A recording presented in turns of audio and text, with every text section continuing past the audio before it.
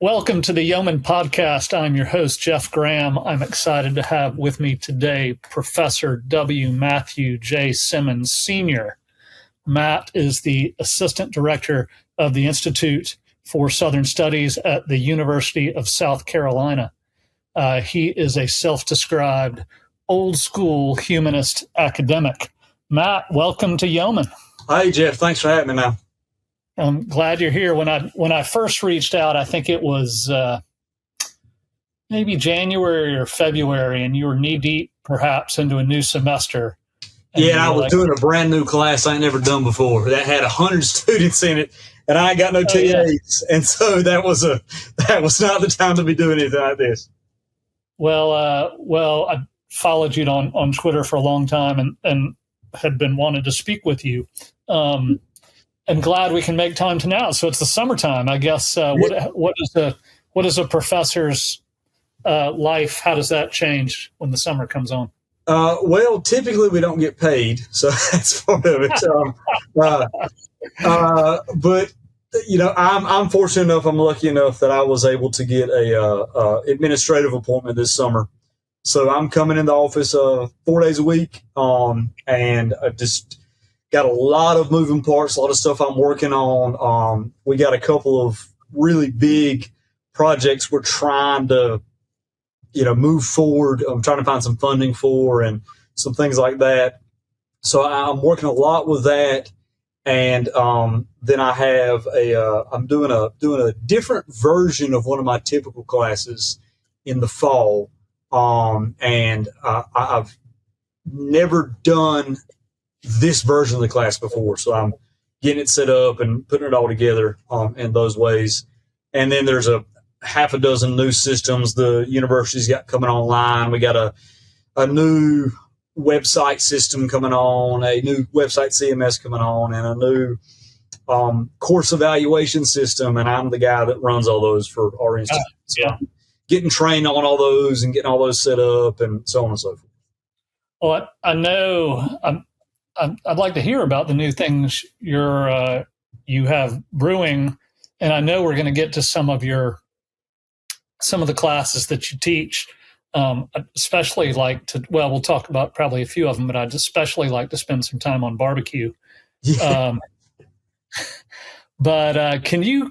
So you're a professor of interdisciplinary studies, and so is that right? Am I saying that correctly? Okay. All right. I always say this: if somebody wants to call me professor, it doesn't bother me at all. Technically, on paper, I'm not a professor. I'm an instructor. I do not have tenure. I will never have tenure. I have no possibility of tenure. I am instructional faculty, means I get paid to teach and do administrative work. I do not get paid to do scholarship, research, anything like that. So I will never get that title, professor. Yeah. All right. But that, whatever. That only makes a difference to people that are inside a university. If you ain't in a university, nobody cares. I didn't know about that distinction. Yeah, it's only a distinction to people inside universities. Nobody else cares. Yeah. All right. But so Southern Studies, with the unit where I teach, is an interdisciplinary unit. My degree's in English. My PhD is in 20th century American literature. So that's the disciplinary perspective I bring in. But Southern Studies is not just history. It is not just literature. It is all these things together. So I have students who take my class and call it a Southern history class. That doesn't bother me one iota, but I can't call it that because the history department will get mad because I'm not in the history department. I have students who take other of my classes and say that I'm call it, an English class. Doesn't bother me one little bit. But again, I'm not in the English department, right? So there's all this kind of Southern Studies is kind of a mix of everything. So I have faculty colleagues who are musicologists. We work with people who are anthropologists. We work with people who do geography. When I teach my classes, one of my classes in particular is my class on the South from European contact to 1865. And I do it historically. I do political theory in it as well. I look at the influence of geography and economics. I do international relations, how all these things kind of fit together in there. So all these things about the South, we kind of pull in all together. My boss, the director, is a trained historian, one of the major historians of the South of the last generation. And again, I have other folks that work with me who, do very, very different things, do public health in the South. So we're kind of this big tent that pulls in everything about the South and that you can study about the South. We're kind of deeply, deeply interconnected in all that. So that's what we mean when we say we are interdisciplinary in that way. So I was an English major too.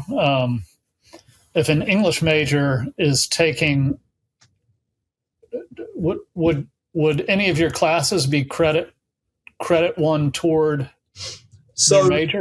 So an English major could take SOST 280, which is my class. It's called the Literary South. It's essentially my survey course of Southern literature. Largely, I teach it that way because, if anybody from the English department's watching, don't get mad at me. They have a class, Engle 427, which is our Southern literature class. But since David Shields retired, nobody teaches it anymore. So, and they don't have any people that do Southern literature in the English department anymore. So if you want to do Southern literature at USC, you take my class. The English major, she could only count it as a free elective, though. One thing. Go ahead. Yeah. Yeah. All my classes, not the barbecue class, but my two primary classes I teach, Southern Studies 280, the Literary South, and Southern Studies 201, which is this class on the South from European contact 1865. Those are both coded for our Gen Ed curriculum here at USC, which we call Carolina Core. One is in a category called GHS. Don't ask what that stands for. Another's in a category called AIU. Don't ask what that stands for.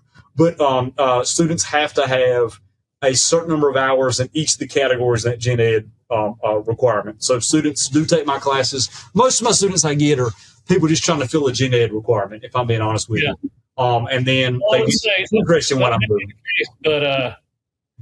But when, you look up your, professor type rate or they're on the rate my whatever, right, many students say that you're their favorite professor and they've had in their entire college experience. Well, it's like that's common. I'm pretty good at fooling them, I reckon. It sounds like it.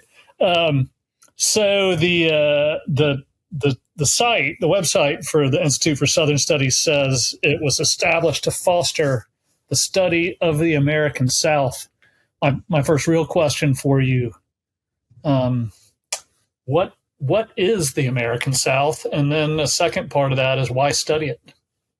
That's a wonderful question. So I ask my students this a lot. This is typically one of the icebreaker questions on syllabus day. What is this thing we're going to be talking about? And students tend to either associate the South as being coterminous with the Confederacy or with essentially being country music tropes, right? And I say the problem with doing the first is that there are places that were part of the Confederacy that most people would not consider to be Southern, right? Large swaths of Texas are not Southern. Large swaths of Florida ain't Southern. And then places that were not part of the Confederacy that are definitively Southern, Kentucky most particularly. And then you got some weird things with like little tiny slivers of Missouri and maybe a little, and historically Maryland, but really not so much over the last 80 years. So that's the problem with the first definition. The problem with the second definition is a lot of those country music tropes could count just as well for parts of, for parts of Alberta as they could for Alabama, right? Yeah. So, totally. Go ahead. Or Australia. Yeah, or Australia. There's also this sort of fantasy of like rurality that goes along with the South, which again has a lot of historical, I think, correctness, but at the same time, doesn't really reflect the South as it exists now, as this incredibly urbanized place, as the fastest growing place in America for at least a generation now. So when I define the South, then I always kind of define it in two ways. I define it geographically and culturally, and those two things go together.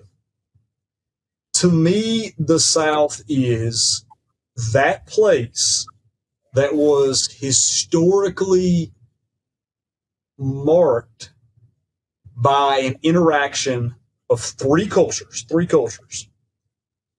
Scotch-Irish culture, West African culture, and elite English culture, all interacting and combining together under the aegis of Anglo-Saxon liberalism, right?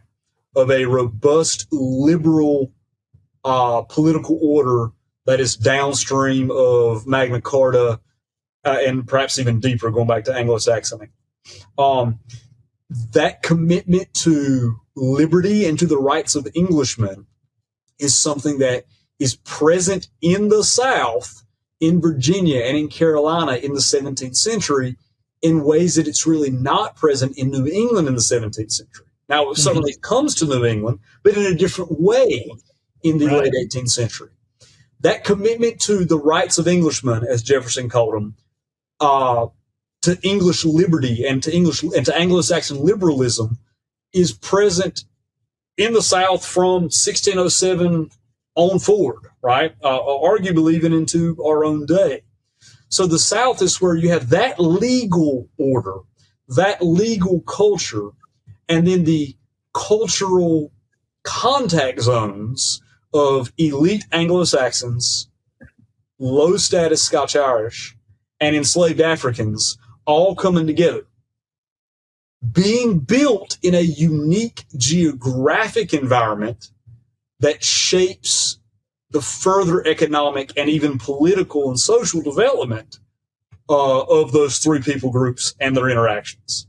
So thus, to me, if that's my definition of the South, this sort of cultural definition of the South historically throughout the 18th, 19th, and 20th centuries, and even arguably, and with some modifications into the 21st century, exist south of the Ohio and Potomac rivers, north of what we now call Orlando, Florida, essentially the panhandle of Florida, west over into East Texas, so not the hill country of Texas, but, east of the hill country of Texas. So not Austin, but sort of that eastern section of Texas.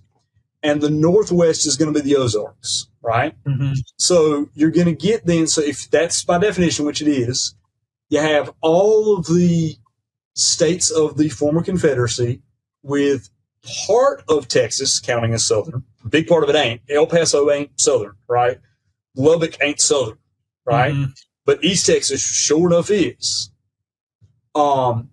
The panhandle of Florida sure enough is, but, Miami and on down ain't, right? And then I would say there's, the boot heel of Missouri is Southern. Kansas City ain't Southern, though, right? Kentucky, I know somebody from Kentucky would, argue with me about Louisville in particular, but that for me is not Southern either. Now, my students will say, well, Northern Virginia is not Southern. Sure, Northern Virginia. I don't dispute that. It is no longer culturally Southern. But that has everything to do with the growth of Washington, D.C. Over the last 75 years, since the end of World War II. And really in the last two generations. And there's all these pockets. Like, you could say that the Triangle, where I lived for 8 years and my in-laws still lived, is not really Southern anymore, right?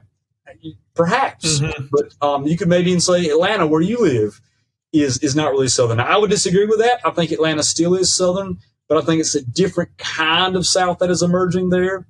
I think one thing we've seen over the last 10, 15 to 20 years are black people in the South reclaiming the South as their own and kind of remaking South in their image, right? Into what they want the image of the South to be. And I think Atlanta's sort of ground zero for that, right?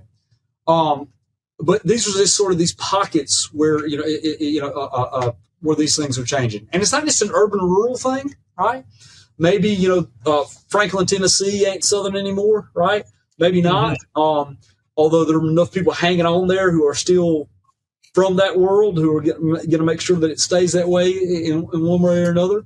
I would say like Colombia is deeply Southern. Colombia is deeply Southern in some curious ways, yeah. Despite the fact that the transient military population with Fort Jackson, the transient student population. Like Greenville, South Carolina, Greenville and Spartanburg strike me as extremely Southern. They are. They very much are. Even with the new, very sort of bourgeois, sort of snooty, sort of hipster culture that's moving in there, it's a sort of adapting that culture to South and adapting South to that culture, right? I refer to Asheville as the easternmost suburb of the Bay Area. Yes. And just many, friends from Asheville who were kind of new to Asheville, and some that are, who've been there all their lives and go back, and they have very different opinions about what Asheville is. Sure. Now, I wonder about Atlanta and Atlanta's Southern. So when my intuitive response is like, oh, well, Columbia is still like very Southern, and Spartanburg and Greenville, like obviously so. And you said talking about Atlanta, well, Atlanta is like beginning to be a new thing. And I see that. And still I'm like, well, it's still, I think, a very Southern city. Yeah. But I don't know why, what's my instinct making me characterize like Columbia as still very Southern and I would say more Southern than Charleston now. And Atlanta kind of a different thing. Actually, before we get to that, I do want to come back about what that means culturally, and how those three forces sort of come together and what they've produced. And I'd love if we have time to talk about the root of each of those three more. But I'd love to, another question I have, my second question on that was why study it? What's the purpose?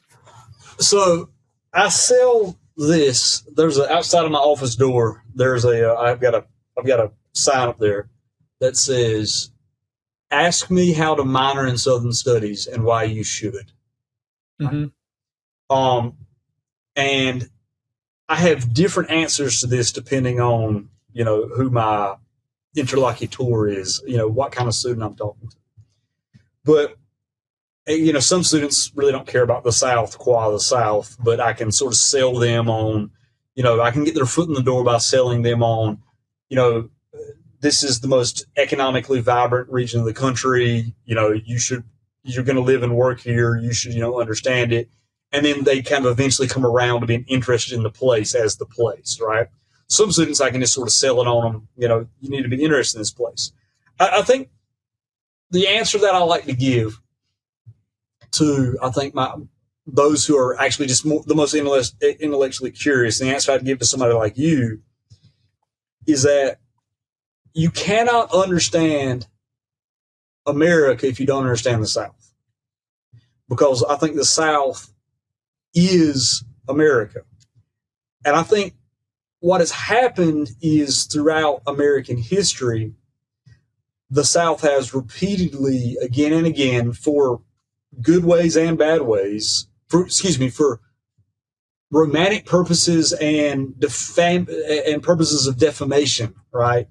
Been made into an American other, right? It is the sort of un-American place. And you see this going way back. This isn't always negative. You go back 220 years ago, as America is beginning to move west to the Appalachians, you have all these, you have a lot of, especially Northern women writing these romantic novels in which they're looking at sort of Southern men as the sort of good exemplars of American manhood, as opposed to their fellow New Englanders, right? At the same time, you have Northern men at that time writing about Southern men as, lazy and indolent, fools and everything that's wrong with civilization. So there's always been this sort of romance of the place and this sort of wanting to make the place where all the bad things are, right? And it is a romantic place. It is also a place where there have been negative things, to be clear, as obvious to anyone. And yet at the same time, the way in which it is so fundamentally American and in which the meaning of America goes through the South is, I think, oftentimes obscured or ignored, depending on what someone's sort of political or sort of cultural priors are, right? The South, I just want the South to be the sort of the romantic place, or I just want the South to be, the sort of bad place because they're the one who do all the bad stuff and we don't ever do any of the bad stuff. Whereas I think the South is objectively the most American of all places. And if we're going to look at and understand America and understand where America comes from and where America's going, I think you have to understand the South. I don't think you can get around this. I don't think you can just say, oh, the South is the bad place or the South is just the romantic place, right? It is the fundamentally American place, right? And it has, and interestingly, I was having a conversation with someone the other day about how a place like Boston and a place like Charleston are in some ways, spat and siblings, right? In many ways, historically. But of course, Boston wins out. And so Boston gets to say, well, I'm America and y'all are not, right? Whereas Charleston has just as much of a claim to be deeply and fundamentally American, and in some ways more part of the norm of what it means to be American than Boston does historically. This is maybe a tangent, might be outside of your, you might not have a strong point of view of it, but when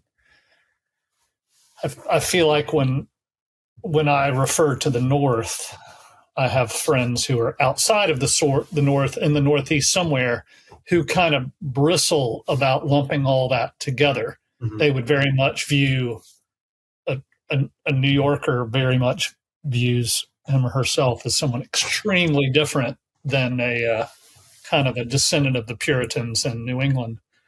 And if I'm right, if I recall correctly, kind of New York had actually a good bit more kind of cultural or social affinity for the South than it did for New England above it. So go ahead. Sorry. Because I'm asking if that's fair to say. Yeah, again, I'm not from New England, nor am I from New York, right? But I have, I know for a fact from New Yorkers, and I don't mean downstate people. I don't mean people from Manhattan who have their own perspective on things. I'm talking about people from upstate, from central New York, western New York. They think of themselves as New Yorkers, and yes, as distinct from New Englanders. I know that for a fact, right? I also know that New Englanders, every semester I get kids from Massachusetts. Yeah, I want to get to that. Yeah, and I always ask them this question. I say, all right, my kids from South Carolina, North Carolina, Georgia, Texas, wherever in the South, did y'all get state history in middle school, high school? University. Yep. I had South Carolina history, 4th grade and 8th grade. North Carolina history, 3rd grade and 3rd grade and 7th grade. That kind of stuff, right? My kids from Massachusetts say, we never got Massachusetts history because we were led to believe that Massachusetts history was simply American history. Yeah. And American history is simply Massachusetts history. And these things are one and the same. And thus, this gets to another reason I think it's so important for them to study the South is there's a myopia about what America means and a myopia about their own participation in the story of America that I think fundamentally limits how a lot of New Englanders in particular understand the South. I've got a colleague in the history department who's from Boston, who's from Cambridge. He grew up, going to elementary school, high school with the children of Harvard professors, right? And now he's, this elite, scholar, brilliant dude, 40 times smarter than I am. Gets up and reads, Plato in Greek with his breakfast every morning, right? Just insanely intelligent. And, he told me he and I had a really candid conversation. We've had many candid conversations. And he said one of the most curious things to him was when he moved down here is how he didn't have to, what coming to the South forced him to do was unlearn everything he thought he knew about New England. Right? Which was, I think, is a really interesting perspective there. And that's, I think, one thing I try to get my students to consider. How do we learn about this place where you find yourself now? And how does doing that help you to understand where you are from? Now, I hope that my kids from South Carolina, from Georgia, from Tennessee, they can understand where they're from better and more critically, right? And they can respect and, love the place they're from. I also want my kids from Connecticut and Ohio and New Jersey to love the place they're from too, because I'm not someone that ever wants somebody to hate where you're from. I want you to love your ancestors, good, bad, ugly, otherwise. Mm-hmm. But I also want you to kind of have a sort of critical awareness of what are the stories we tell about ourselves and our ancestors, and why do we tell those stories? And I think New Englanders, Northerners, New Yorkers, I think many of them have stories of the sort of greatness of their own past, and all the bad stuff happens in the South, right? That just don't hold water historically, and I think don't really let them see the sort of fullness of the story that they're a part of, right? Of the American story. It gives them a sort of myopic vision of that, and I hope my teaching them about the South helps to productively, usefully complicate their understanding of where they're from. Not to hate your ancestors, God forbid. God forbid I'd ever get that. But just to sort of say, the world is a lot weirder. History is a lot stranger and weirder than, AP US history led you to believe it was. Right? Yeah. So before we started rolling, we were chatting casually, and and you've shared where you're originally from, in North Carolina, and you also shared that's you have 7 generations going back there. Did I hear that correctly? Yeah, as best I can tell. Yeah, I know. I know quite a bit about. I can go back to my 4 times great grandfather, with complete understanding of who he is, when he was born, when he died, where he's buried, all that kind of stuff. My 5 times great grandfather, I know who he is, but I know very little. But I know, I know his name and his death date. I don't know his birth date. And I have evidence about his father, who will be my 6 times great grandfather. So I guess it's 7 or 8 generations there, however that works. And I know that he was born in Spartanburg, South Carolina, and at some point ends up in Eastern North Carolina.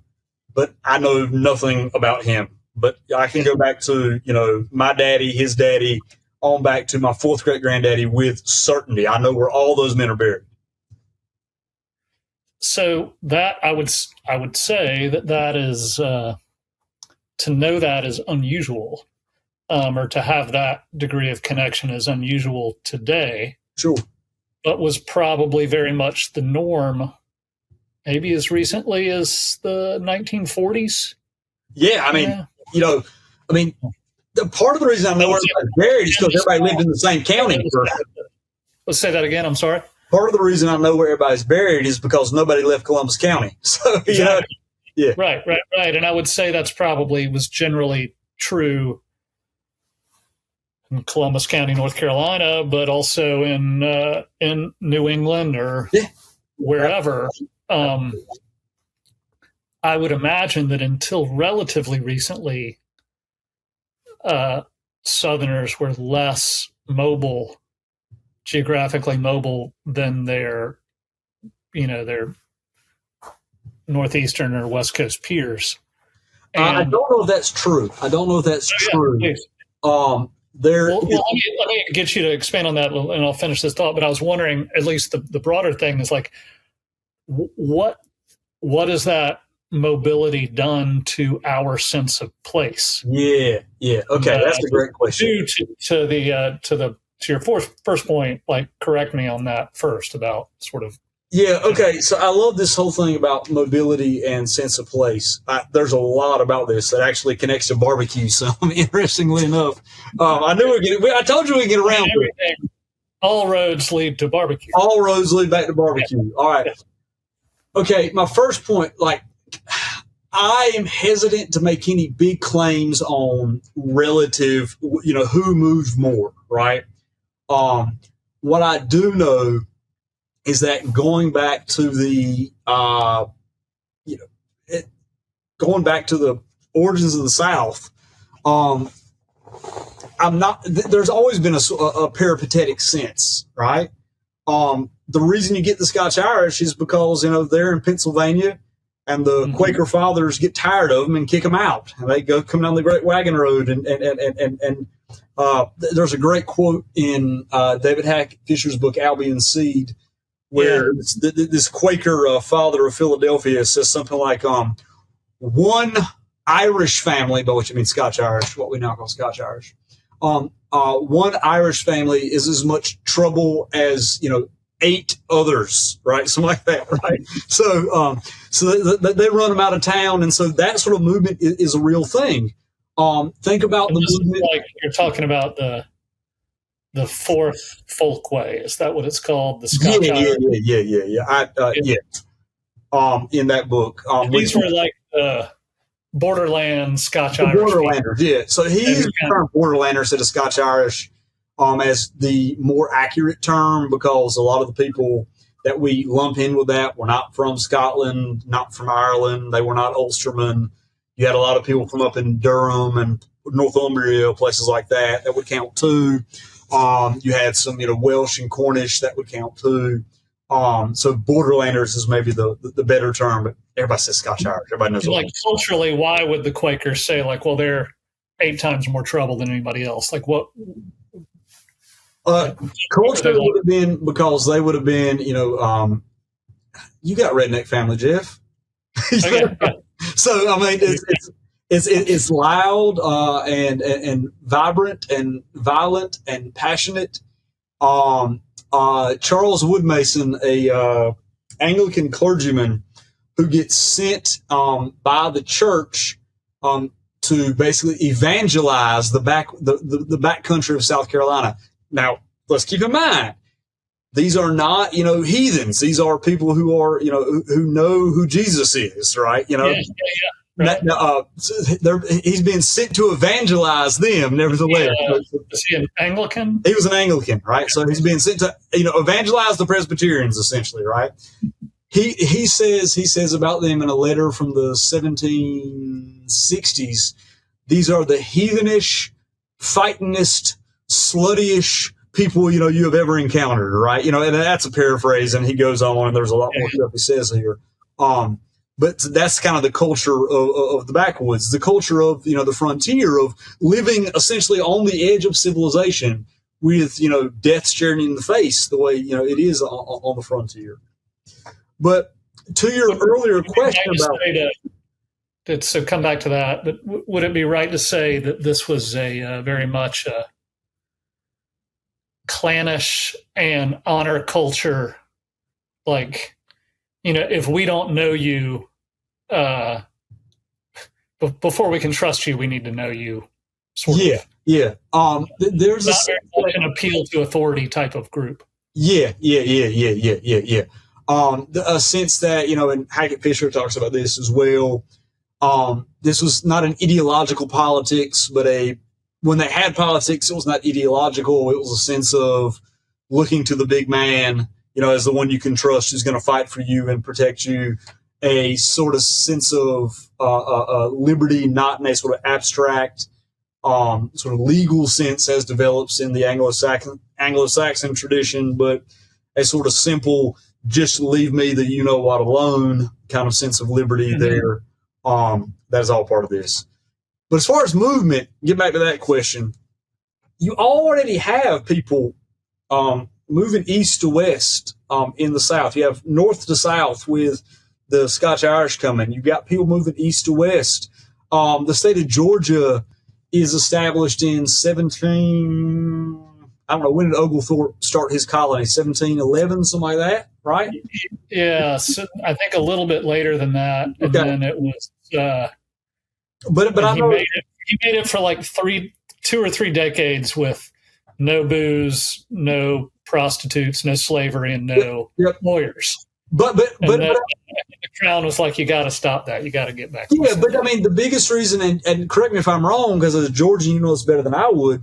My understanding is the reason the prohibition on slavery changes is because so many South Carolinians wanting to buy that virgin land that is there in Georgia. Yes. And want to move, but they can't take their slave from the South Carolinians. Yeah. And the Georgian farmers were struggling to compete. Yeah. So they couldn't compete, but the Crown had wanted Georgia there to be sort of a buffer for the between Spanish. Carolina and Spain. Yeah. That's right. Yeah. So, but again, that's just something you got. South Carolinians already want to move to Georgia, right? You got that. Actually, it's a total tangent. Like, why the story of Oglethorpe is a totally amazing story, and that's an American character. I'm like, there should be a movie about this guy. I mean, there are so many wild stories like that. I mean, that you can just see that are just completely you don't expect it all. I mean, I tell this one of the things I start my class on, my Southern Studies 201 class. One of the anecdotes I give early on is this story about, about Jefferson Davis's brother and proto-communism. No. All right. So there's a guy named Robert Owen who was an English sort of proto-socialist, proto-communist reformer. He's a guy who owned textile factories in Britain in the early 19th century, who pretty much before Marx was already arguing that labor and capital actually need to be working together hand in hand, right? So this is not Marx talking about, labor overthrowing capital, but this is about them working hand in hand in a sort of, a sort of socialist vision here. And Owen, his name again? What is his name again? Robert Owen. He's a Welshman, I think. So I think he's a Welshman. But he has these ideas, and he lectures all around, the continent and Britain and North America. Jefferson Davis's older brother is inspired by him in this and starts running his plantation in Davis Bend, Mississippi, which down there in Natchez. He starts running his plantation along the lines of this sort of proto-socialist sort of form, right? Running his plantation that way. This ends up with a result that on Davis Bend, if a slave is deemed worthy of punishment, the overseer, nor even Davis himself as the master, as the plantation owner, the slave owner, can punish the slave. The slave has to be put forth before a tribunal of all the rest of the slaves who will either find him guilty or not guilty, and then they get to select the punishment he goes under, right? So this is wild stuff. This is Jefferson Davis's brother is essentially a socialist, right? The crazier thing is one of the Jefferson Davis's brother also, as a result, encourages entrepreneurship amongst his slaves. He buys a slave from Virginia. And again, that's another movement thing where you have the transfer of slaves, to the interior of the South, up and down the South. That's another movement thing going on there. He buys a slave whose name I can't remember, from Virginia. When he finds out that slave man had learned to read illegally in Virginia, he says, "Oh, you should keep up your education then." That man basically is a self-taught engineer and self-taught surveyor, and then also becomes a self-taught entrepreneur who opens up a store on the plantation that becomes a place where both enslaved and free people, both black and white, from all over that part of Mississippi come and do commerce on that store. He gets wealthy enough from there, he buys his own freedom, the freedom of his immediate family. When the federal army comes in and takes possession of that plantation, they essentially start running that plantation, not along the lines of Robert Owen's utopian socialism, but running it the way they'd expect a plantation to be run, pretty much running sort of the now free, formerly enslaved laborers who are now being worked as if they are still enslaved by the federal army, basically working them, the way you would typically expect a plantation to run. The black man I mentioned a few moments ago, he comes in and basically takes his money and his wealth and uses this to purchase the plantation back from the federal army on behalf of Jefferson Davis's brother, because there were things about black people owning property at this moment in time. So Jefferson Davis's brother basically now re-owns this because this black man bought it for him. And then when the laws of Mississippi change so black people can own property, Jefferson Davis just gives it to this guy who runs it essentially as a sort of black, commune, right? Up until he dies in the 1880s. It's just wild stories like that everywhere. Yeah. This is in Natchez? Yeah, it's in Davis Bend. Yeah. That's so wild. It's so many all these wild stories, yeah. The past is a different country. It surely is. But we were talking about, you were elaborating on mobility. Yeah. So you've got people from all over the South are always moving to different parts of the South. But a lot of this has to do with economic exigencies, right? Which is pretty typical for most movement during history. I think the thing is, you're going to have people like after World War I, you're going to have this massive influx of agricultural laborers, both black and white, moving off the farm to southern towns and cities, right? Mm-hmm. Massive sort of urbanization push in that intra-World War period because of that. Of course, you've got the Great Migration of black Southerners leaving the South for the North and the Midwest in that same era, 1920s, 30s, 40s. You got all that going on there. You have Southerners moving. You go back to the late 1600s, early 1700s. You have Virginians leaving the Tidewater for the Piedmont, right? Because the soil is already getting exhausted from the tobacco, right? You have, cotton exhausting the soil, and people moving, and yes, people keep moving to, they go out for Alabama and for Mississippi and to get new land. You have low status Southerners basically finding new opportunities in the old Southwest. You've got all that, and then you have not immigration like what you have in the Northeast and in the Midwest, but you do have some immigration from Ireland, from the Caribbean. South Carolina is founded as essentially a colony of a colony, right? South Carolina comes into being not as with people directly moving from England. Most of the white people that found South Carolina are coming from Barbados. It becomes a colony of a colony. So there is always, I think, this movement that is there present in the South. But I think the distinction, to get to your question, I think what we've seen in the last 80 years, and particularly in the last, I'd say 30 years, is no longer, the movement in the South is no longer movement between South, right? Within South. If you read Catherine Ann Porter's Miranda stories, I don't know if you're familiar with these stories. This is a saga of a family called the Gay family, right? And the Gay family are Kentuckians who then moved to Louisiana, who then moved to Texas, right? They moved to East Texas. They're still staying within South, although they are moving, right? Mm-hmm. So Kentucky to Louisiana to Texas. Think about, Andrew Jackson, right? South Carolina to North Carolina to Tennessee, right? You have that. You've got Andrew Johnson, this illiterate, child born in Raleigh, a block from the, what's now the State House in Raleigh, moving to Tennessee, right? There's always these movements, but they're movements within South. Mm-hmm. I think what we've seen in the last 80 years, and particularly the last 30 odd years, basically since my youth. I'm 40, I'll be 43 in August. So pretty much since my mid to late teens. Yeah. I think what we've seen is this move into South from outside of South.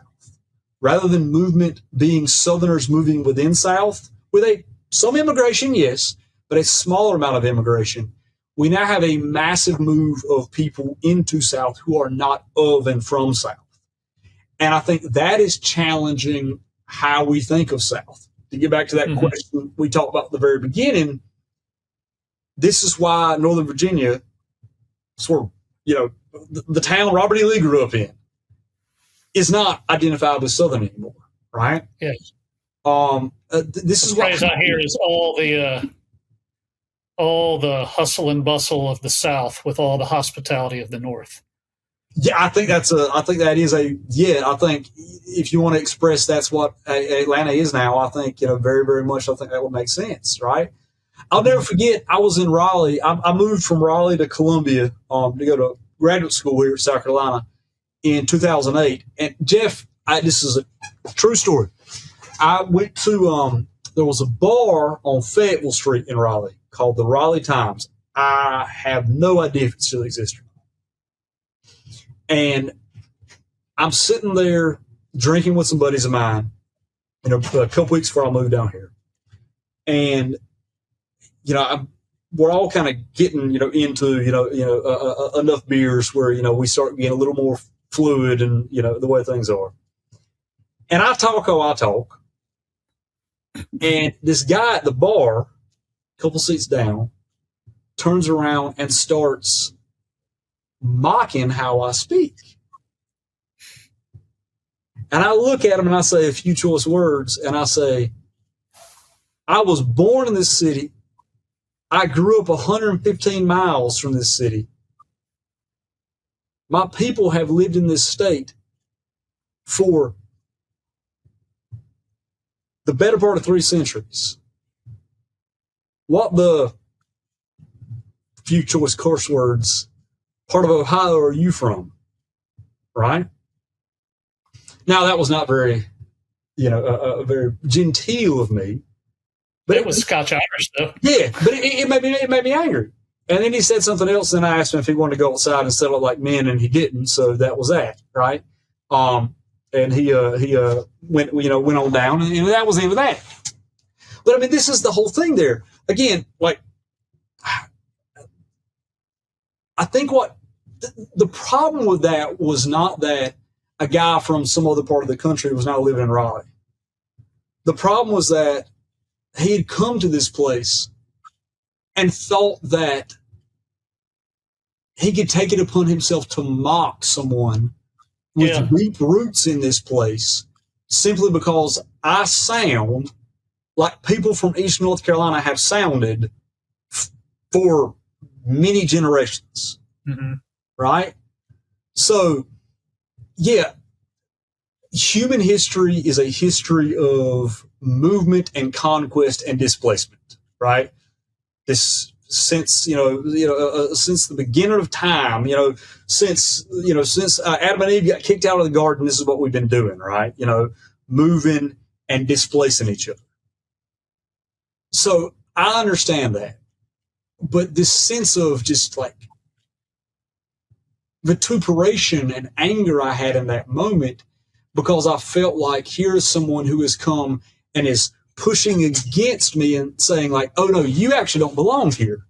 And I didn't tell him he didn't belong here. Mm-hmm.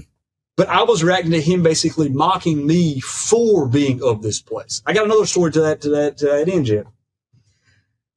I taught a class a few years ago. Class I don't teach anymore, frankly, because I don't really know how to teach it anymore. But it was a class on it was called the Contemporary South. And the way I taught it is basically a class since the Carter administration. But the problem I ran into with that class is that I started realizing I think the South is changing in some various ways that I don't really fully understand yet, especially over the last 10 to 15 years. Yeah. So I feel like the story I was telling about the South was a story of the South from basically of 5, 6, 7, 8 years before I was born up until the time I was about 35, right? Mm-hmm. And over the last 10 or so years, things have changed significantly and are changing significantly. And I don't really know how to talk about that, and I don't really know what sources to use for it. But we had this conversation in that class one day where I don't remember what we were talking about, but this one young woman in the class, she was a great student. She was very kind, just bright, engaged, earnest, sweet, intelligent. I can't say anything negative about her. But she asked this question. She says, so I've wanted to ask this question for a few weeks now, but I've been hesitant to. But I think I've worked up the courage to ask it now. She says, I'm from Connecticut. My family bought a house down in Beaufort, right? Beaufort, South Carolina, on the coast. I was going to guess Beaufort. And that's where we live now. We moved there my senior year of high school. So that's what's home to me now. But I'm from Connecticut. But I sometimes get this feeling that Southerners don't want us to be here, don't like us being here. And I'm really trying to figure out why that is. And a bunch of hands went up.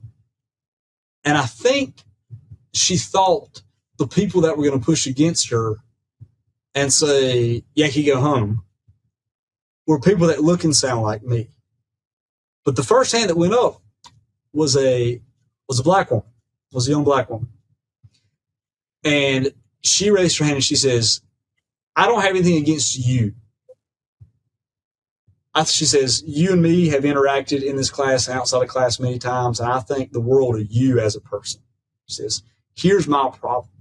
She says, my people were brought to Beaufort County, South Carolina as slaves 300 years ago.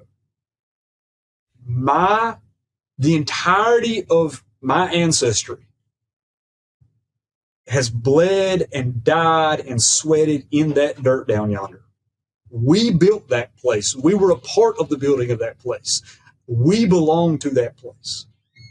And now I cannot go to the slave graveyard where I know my direct ancestors are buried because it is surrounded by a gated community set up by people like you who moved here in the last 25 to 30 years. That is why I don't want you here. Not because I have anything against you, person's name, but because people like you have now basically told me I can't access where I am from now. I have been pushed out of my own place now. And that makes me angry. And I really do think with this young woman from Connecticut, again, who was kind and earnest and sweet, and I'm not going to say, and very intelligent and very respectful, I'm not going to say a single cross word about her. But I really think if it would have been, some redneck boy from Abbeville basically saying, well, I'm just tired of y'all Yankees coming down here, whatever, that would have hit her differently. But because it was a black woman who was speaking to her about something, and because I think this young woman from Connecticut understands the South as being people like you and me, white guys with Southern accents. And she considers we're the ones who care about the South. When, to get back to our original thing, the South ain't just people like you and me, right? It is us, but there are other people who also have a deep and profound claim on this place. And this world that is built and that is created over the centuries by those interactions of low status white, high status white, black, under this Anglo-Saxon, legal framework, right? Within this unique geography that leads to a unique economic and sort of cultural sort of past, that being lost, not just to people like me, but to many other people, is, I think, really, really difficult to deal with. And if you're someone like a person who thinks, my history is American history and just American history, and I'm just an American, and you come down and you say, well, I'm just an American, you're an American too, so I'm just moving to a different part of America.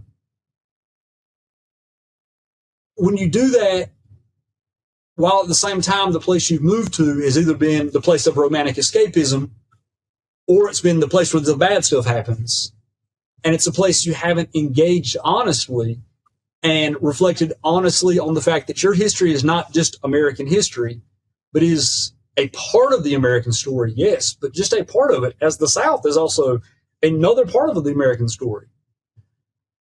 I think, unfortunately, you can miss the ways in which you are, that a Southerner would be irascible, would be, get his or her dander up to push back and to fight back. Not just like, this drunk guy from Ohio in a bar insulting me, but this sweet, earnest young woman who really wanted to understand, I'm just an American moving here, right? To another part of America. Isn't it all the same? And having to encounter the fact that, no, it's not all the same, right? Massachusetts is Massachusetts, Mississippi is Mississippi. And as far as I'm concerned, that's a great and wonderful thing. That's the beauty of America, is how different the parts of America are. America would not be America if everywhere was flattened into being, some sort of malformed version of South Dakota. South Dakota is a wonderful place. I love South Dakota. I have friends from South Dakota. It's a wonderful, wonderful place, and I'm glad it's a part of the American story. But I don't want every part to be that. I don't want Idaho to be like, I don't want, Boise to be like Beaufort, right? I want America to be America in all of its diversity, because I think that's where the greatness of America, the genius of America comes from. And I think this is the problem. I think it's what we stand to lose if the South simply becomes a place disconnected from its past, from its culture, from its history. I think we threaten to lose a distinct part of the American story, and thus not just Southerners lose out on that. I think all Americans lose out on that. Yeah. Is it, so that young woman who moved here as a teenager, or moved to Beaufort as a teenager from Connecticut, like the way you describe it, it had not really, she not really understood like what place would mean to someone who was of a place for a long time. Yeah. Excuse me. And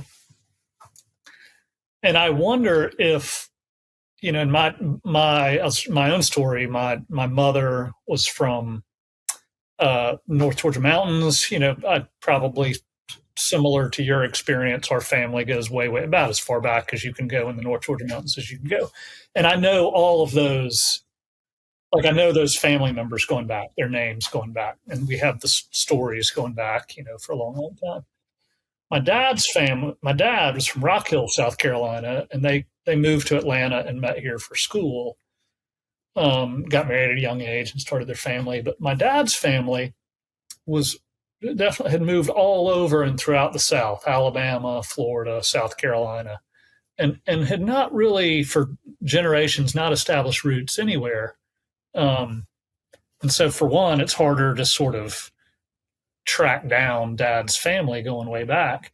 But for another, on that side of his, on my father's side, I would say that place, that identity attached to a place is kind of, it's kind of an abstraction where it's very, very different for my mother's side. And we spend a lot of time up there with them and, go and still attached to that family.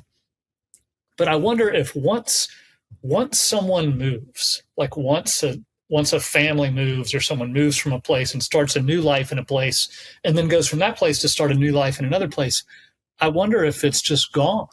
Like if it's hard to really appreciate what that woman who was from Beaufort, and her family was like, what she was trying to say, like, were the two even speaking the same language? Could the woman from Connecticut even understand that?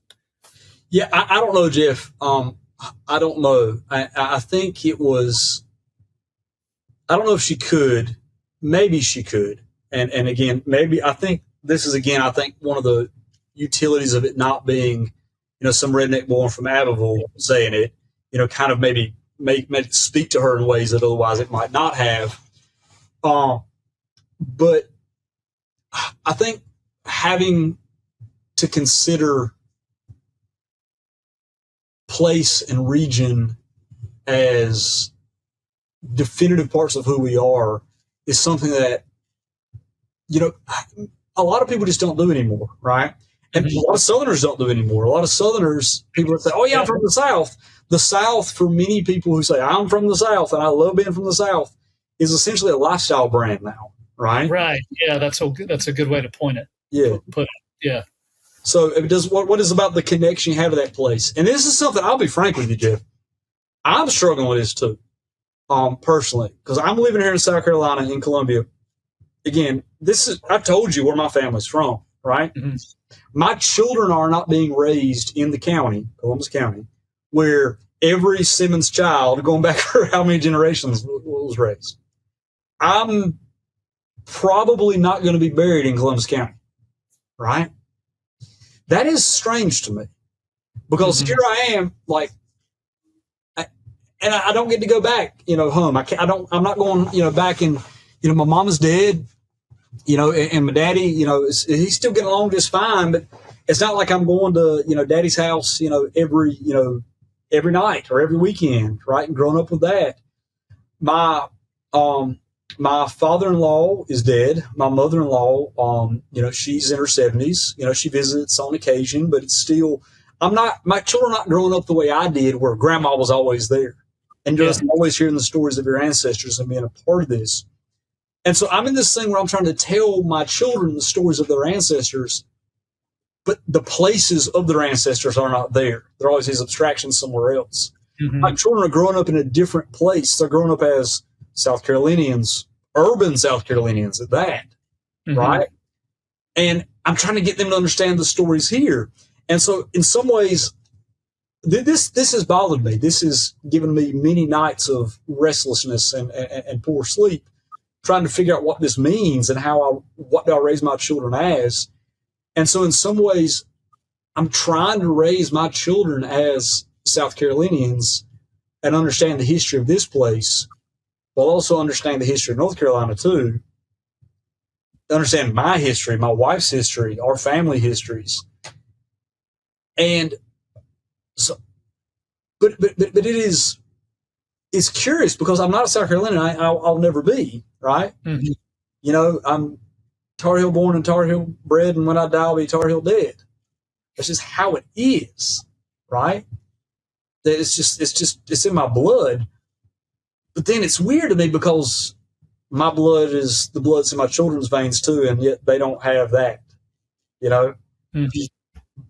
So when my wife and I do the North Carolina toast, under the Christmas tree, every Christmas Eve with a glass of champagne, here's to the land of the longleaf pine, the summer land where the sun doth shine, where the wheat grows strong and the strong grow great. Here's to down home, the old North State. That doesn't mean anything to my children. My children, that's not down home to them. Yeah. I read a children's book to my children recently. There's a woman named Gloria Jean Pinckney. It's a book I just stumbled across at the public library. She and her husband, his name was Jerry Pinckney. These books from the late 70s, early 80s, children's picture books about a black girl living in Philadelphia in the 1930s, whose parent, who was born in Lumberton, North Carolina, mm-hmm. moved to Philadelphia when she's a baby.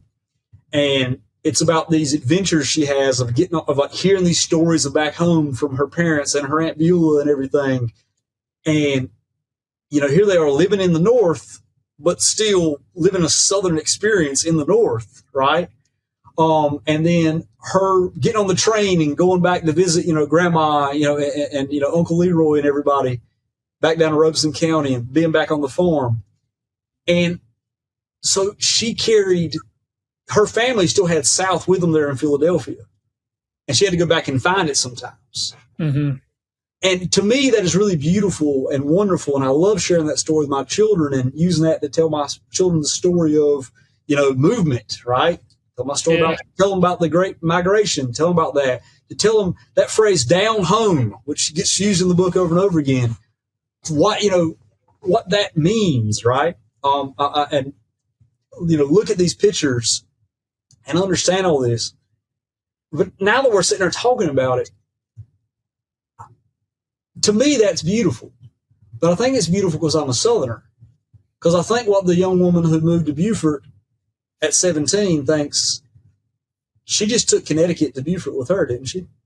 Mm-hmm. Hasn't she just done the same thing? When I read Gloria Pinckney's book, and I love it, I celebrate it with my children, they just took Lumberton, North Carolina to Philadelphia. And I'm saying that's a beautiful thing, something I want to celebrate. Isn't that the exact same thing this family, moving to Beaufort, did? All of these Californians moving to Franklin, Tennessee are doing? It's just what we do. But when we do that, do we destroy places? Do you think that's questions I struggle with? No, I think about that I lived in, as my first professional job out of school was, working for a small home builder in Beaufort, South Carolina. I moved down there.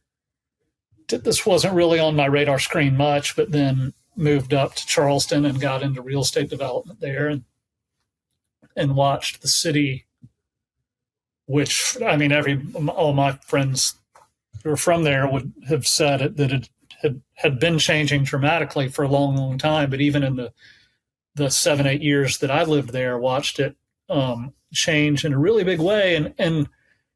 And what I felt like was happening, and I was a part of it too. Everybody was a part of it. Yeah, like if you, it was impossible to not be a part of that change. You just were. It was, but it felt to me a bit like, as Charleston increasingly became a brand, Charleston brand, and and there's a TV show, like all that kind of stuff. But what was happening were people were going there, and they were and local people at first, but then all kinds of people were manufacturing these little goods. In my mind, this is how I envision it, in a little shop, a little trinket shop, and this was a little manufactured piece of Charleston. And this was a manufactured piece of Charleston. There were all these things, and people were coming down and they were buying those things and then taking them back.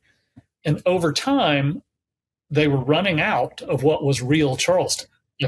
So they started to manufacture derivative things like caricatures of what had been there.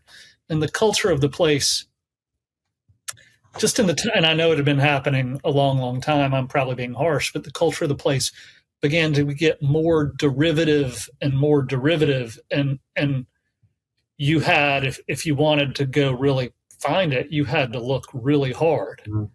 Maybe this is a great way to, I don't want us to run out of time before we talk about barbecue. But I feel like that's a thing. Like it is a thing. And after a while, the number of people who have deep, deep roots in a place have just kind of evaporated. Yeah. And no one, and the entire culture is a derivative culture. Yeah. We'll talk about barbecue in just a second, but while you're talking about this derivative trinkets sort of thing, I tell you a weird thing, Geoff, I've noticed. I came here as a graduate student in 2008. I taught freshman composition, and, I hung around, for a while. I started teaching for Southern Studies in the fall of 2016, right? And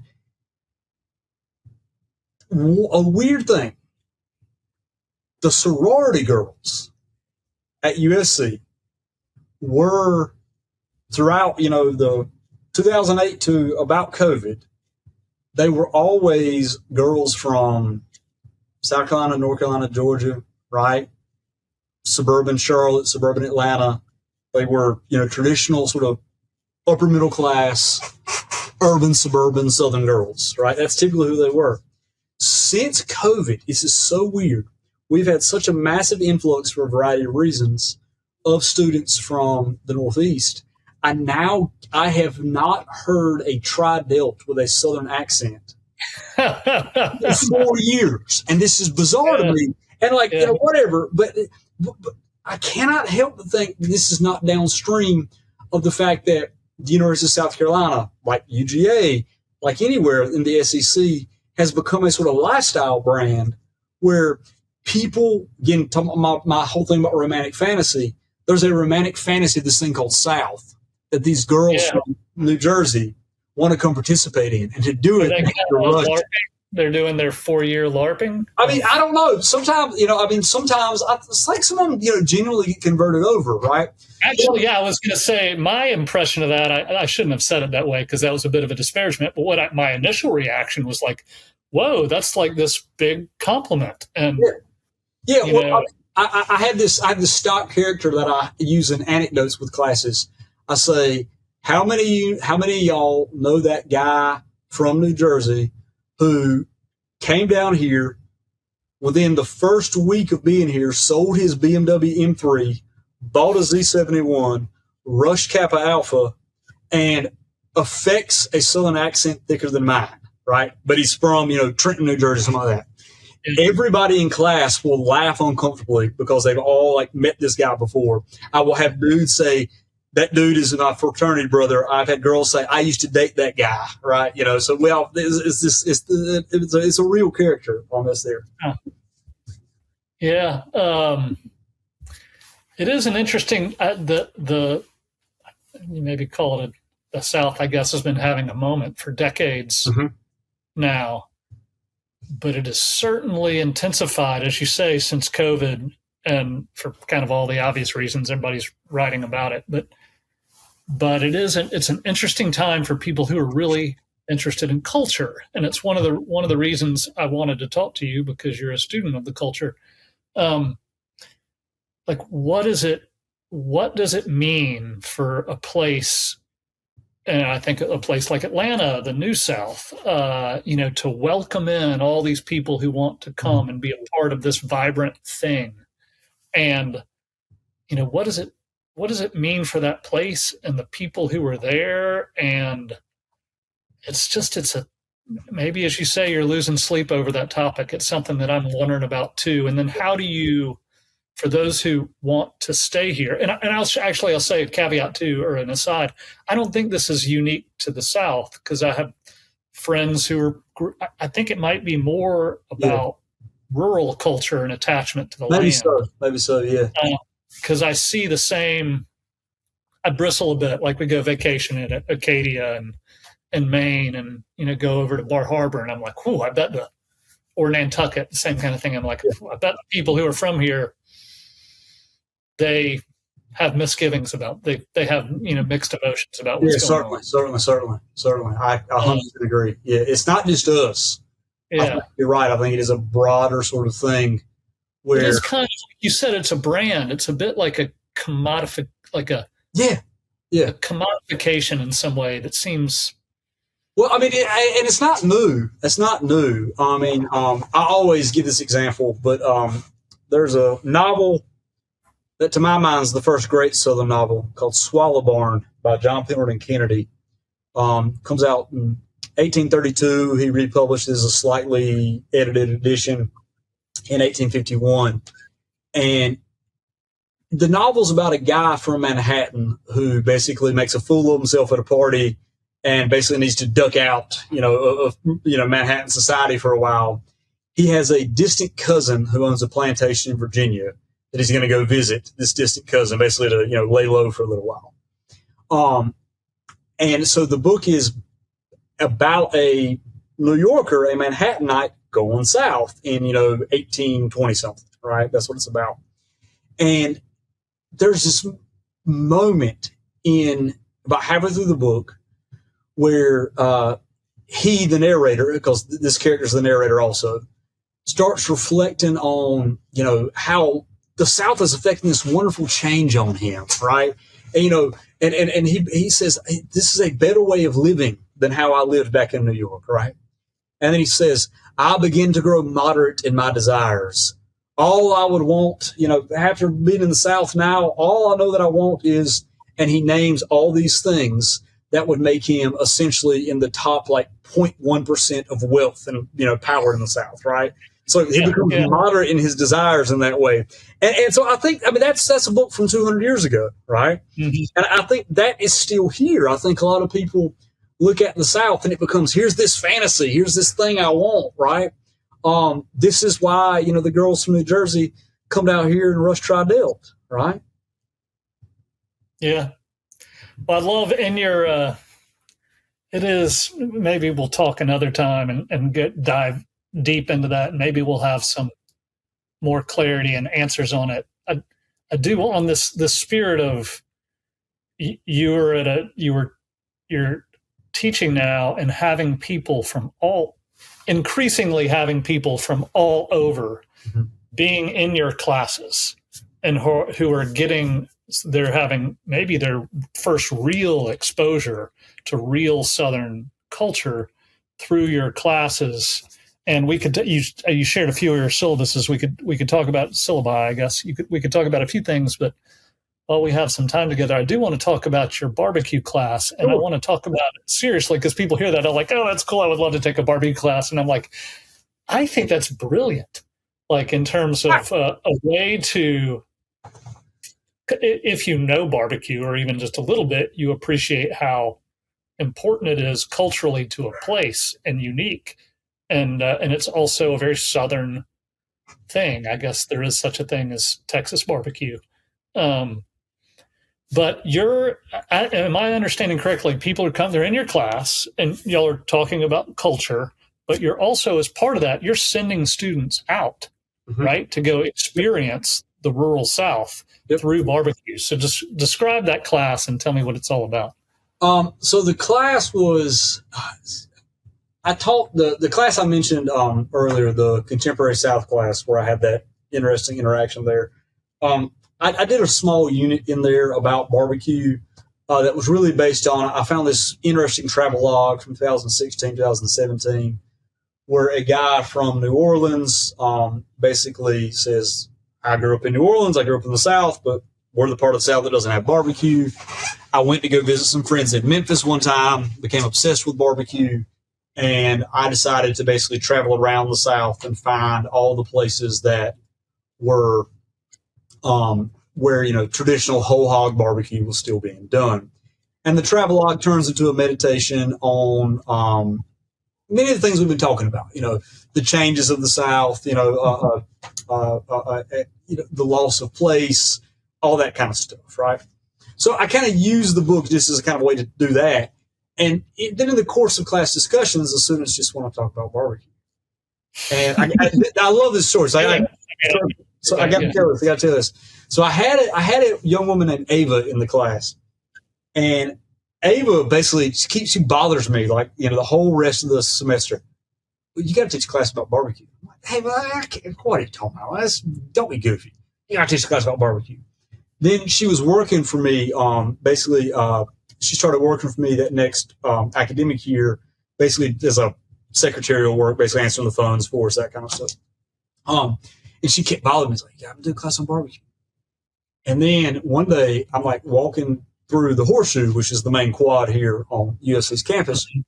And this guy stops me and says, excuse me, are you Dr. Simmons? I said, yeah. He says, now I don't know this man from Adam, Geoff. He says, I heard you're teaching a class on barbecue. So Ava had been like telling everybody around campus I was teaching a class on barbecue.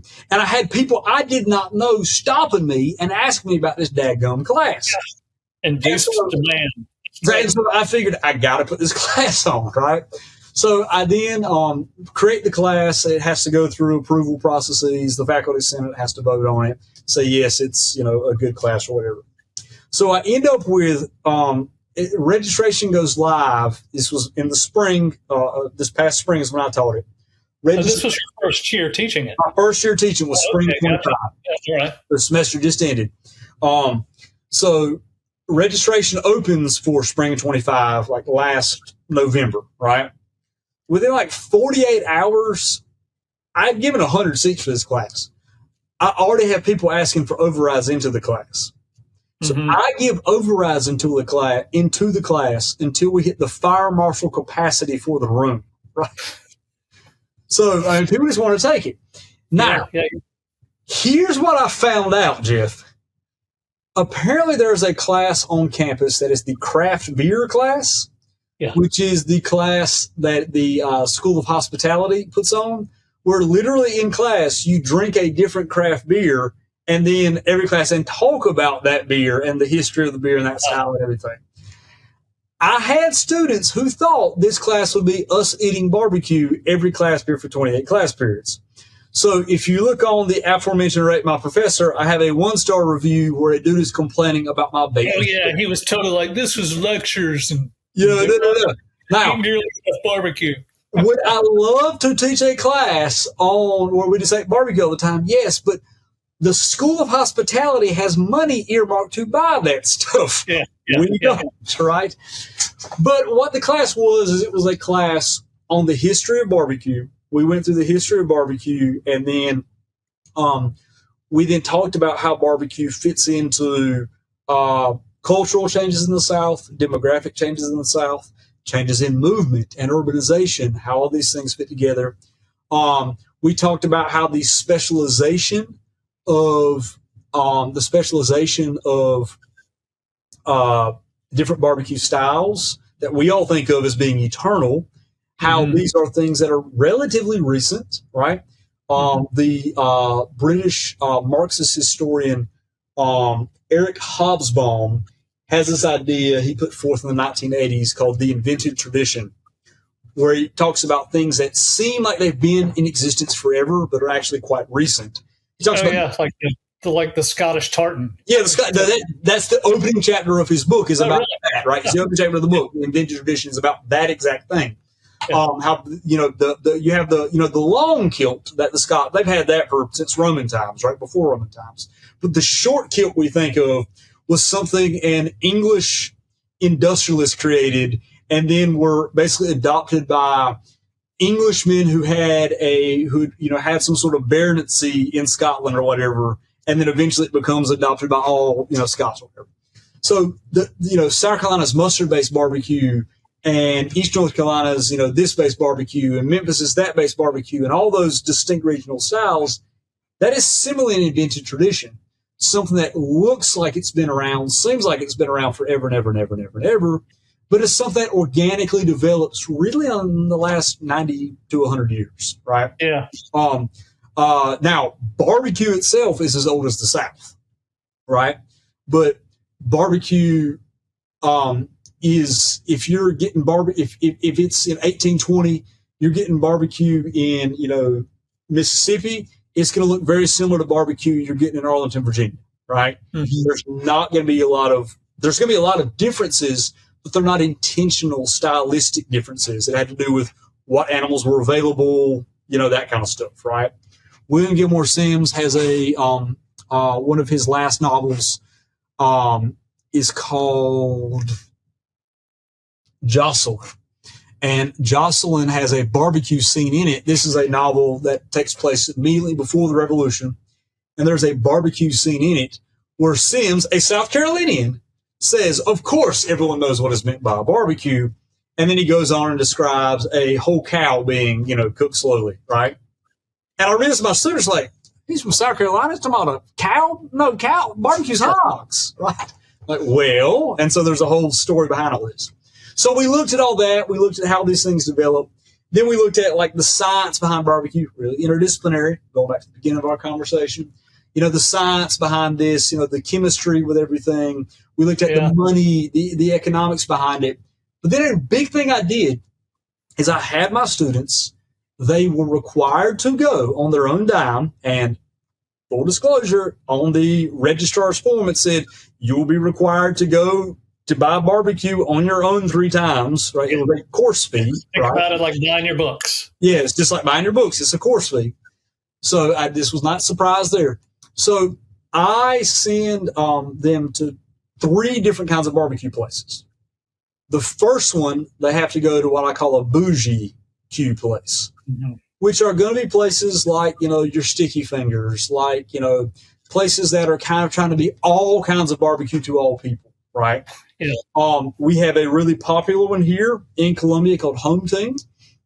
And I'm not disparaging them. Home Team they make a quality product, but they are selling. But you go in and it's reclaimed metal, and it looks like a Hobby Lobby inside, right? With pictures of Dwayne Allman up there, but most people there ain't got no idea who Dwayne Allman is, right? And serving your drinks come in mason jars, right? And then there's a bunch of cocktails that are, fancy cocktails, but all have sort of Southern inspired names. Yeah. So they're selling an idea, a sort of brand of South along with barbecue. And they're here in Central South Carolina, selling everything from Memphis style dry ribs to, St. Louis, sticky sweet St. Louis sauces to brisket to, North Carolina pulled pork. North Carolina does not have pulled pork. North Carolina has chopped pork, but it's North Carolina pulled pork, all this kind of stuff. And so they had to go to one of those places. They had a approved list of places they could visit. They had to go to one of those places. The second is they had to go to a ultra traditional style South Carolina place, a place that is they do whole hogs over wood, right? These are places like Heights in West Columbia, like Rodney Scott's in Hemingway, right? Well, Scott's in Hemingway, not Rodney Scott's. It's different. Rodney Scott runs Scott's in Hemingway, but it's not Rodney Scott's, which is in Charleston, which is more of a kind of bougie barbecue place. But that's all different. All right. This isn't disparage. Again, this is not disparaging the quality of the product they make anyway. But you had to go with one of these ultra traditional places. And then finally they had to go to what I called, modern South Carolina barbecue, which is your standard, barbecue buffet. You go and they've got 3 different kinds. They've got barbecue and they've got ribs and they've got all the country cooking on buffet and they've got, 3 different sauces that you can try, right? They had to go to these places, many of which were in the rural parts of our state, drive to them and then kind of report, not just on, this wasn't a restaurant review, but what was it like driving to these places? What was it like participating in these places? What was it like going to places like on the second kind of place, the ultra traditional place? I had a lot of students who didn't like it because they did not like the fact that you only could get what they had. There was not variety on the menu. They thought these places are not customer focused, right? I like the first place better because I can get, I have 50 things to choose from. These places I can get a sandwich or I can get chopped barbecue, and that's all they have, right? They've got this one kind of sauce. I don't like that kind of sauce. And then the last kind of place, people had different experiences at those places. But it was really interesting how the reactions were. My Southern kids, the second kind of place, so long it was the kind of place that they grew up on, they loved it. It's like if they grew up in Eastern Carolinas, if they go to some place in the PD of South Carolina that had that style of barbecue, they loved it. They grew up in the Midlands, right? They went into Heights, got mustard style. They loved it, right? Some people went to the upstate, went to some little hole in the wall there, and they loved it. People from another part of the South, right, that also has a really distinct culture, they came down and they said, this wasn't what I'm used to. It's not what I grew up on, but I have a lot of respect for this and keeping the tradition up, right? Even though it's not what I prefer. That was that. Then my Northern kids, there were a couple of different reactions. There were the kids who are, and a lot of these were kids from New York, New Jersey, those kind of places, right? Who did not like, who liked the first kind of place the most because they liked the fantasy of South. The second kind of place, my kids from Philadelphia all loved. Because this is not a small sample size. You got, 150 kids or something? I got, it's like 110 kids, right? 110, so it's a lot. You have a real I got a bunch of kids from Philadelphia. My Philadelphia kids, they were all like, this place reminds me of cheesesteak shops back home. I can totally see that. Yeah. Yeah. We've got what we've got, and you can like it or you can leave, right? Mm-hmm. And even if they're saying it wasn't to my taste, they were saying I got incredible respect for the product and for the craft and for that kind of thing. The most interesting person of all was a student whose parents fled the Soviet Union, right? Settled in Massachusetts, if I remember correctly. And then when communism fell, they moved back to Russia. And she was born in Russia and lived in Russia until she was 10, when her parents basically felt that business opportunities would be better back in the U.S. and they came back to the U.S., right? So she kind of grew up in this sort of, patriotic Russian household that had left the Soviet Union because of the despotism of the Soviet Union, and left, not because they hated where they were from, they just hated their government, right? Then when that government falls, go back because they're good patriotic Russians, but now feel like, the government there now is not giving them chances to provide an opportunity for their daughter. So they move back to the U.S. So she lives the second half of her childhood and her youth, in wealthy urban New England, right? Comes to the University of South Carolina. And then my class is the only class she has on Tuesdays and Thursdays, her last semester senior year. And What time was the class? It was 2:50 to 4:05. All right. Okay. So she told me that this class, in exposing her to South and Southern culture, not only helped her understand South, but she was one of those students who didn't like the fact that she didn't have options and choices at the second kind of place.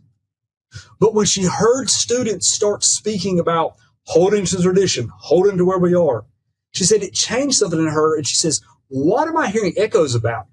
And she says, I'm suddenly hearing my grandmother back in Russia.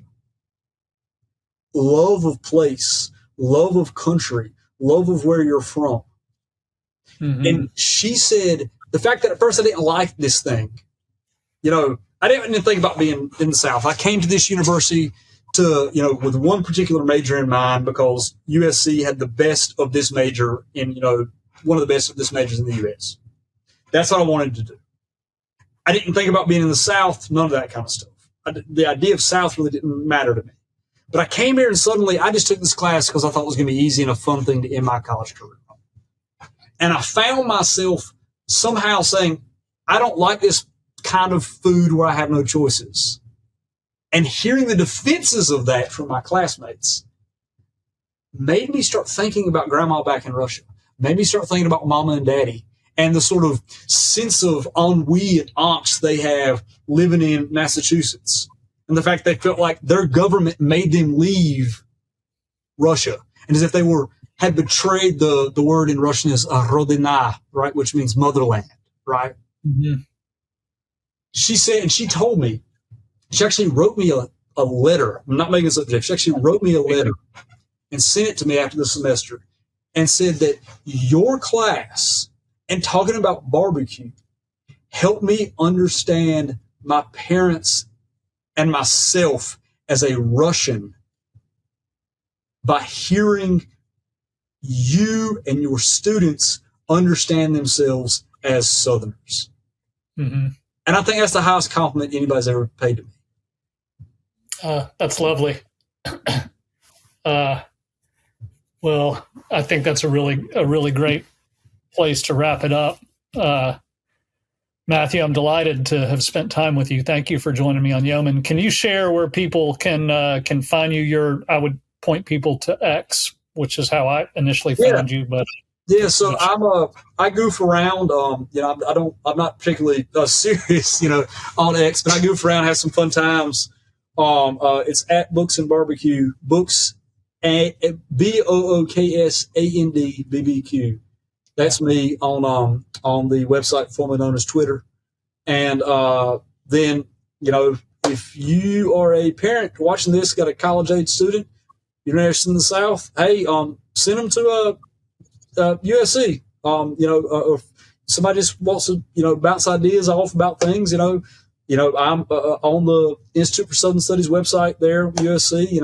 I'm a public figure in that way, so they can find my university email there and shoot me a message, and I'd be glad to talk about this or help them work and send your kids, send your college age students to come study. It's getting pretty hard to get in, so y'all are pretty selective there. We're getting that way. We're getting more and more selective all the time, which I think is wonderful. I love this university.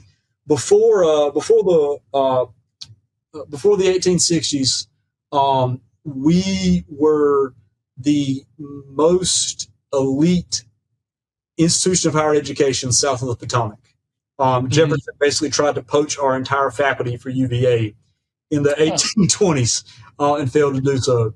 And then, of course, after the war, that didn't work out. But we've come a long way from being the party school that produced Hootie. And it is getting harder and harder to get into. That's my vintage, by the way. People still have a lot of fun, though. People still do party quite a bit here. So yeah. Well, Matthew, thanks so much. I hope to be able to talk to you again on Yeoman. There's a lot we could cover. Thanks. Hey, Jeff, anytime now. This has been a pleasure. Yes, sir.